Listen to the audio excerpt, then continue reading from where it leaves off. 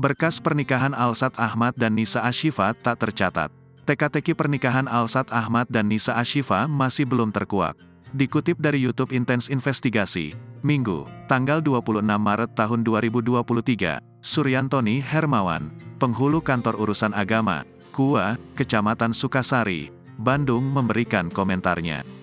Pihak KUA Kecamatan Sukasari tempat Alsat Ahmad tinggal menyebut, tak ada berkas pernikahan Alsat dengan Nisa Ashifa yang tercatat di KUA tersebut.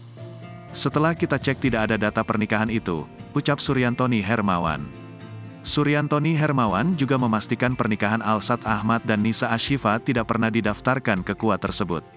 Bisa kita pastikan bahwasannya pernikahan tersebut tidak pernah didaftarkan di KUA dan tidak pernah kita laksanakan.